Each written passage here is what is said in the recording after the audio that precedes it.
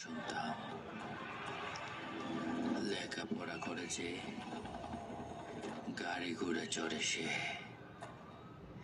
কিন্তু বর্তমান সময়ে এসে তা শুধুই বিভীষিকাময় এক প্রহসন মাত্র। বর্তমান সময়ে যার কাছে পয়সা রয়েছে,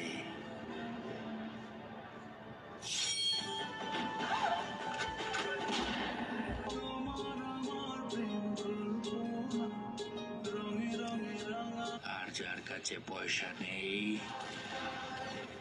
তাকে বন্দুকের নলের সামনে আনতেও 1 সেকেন্ড সময় লাগে না।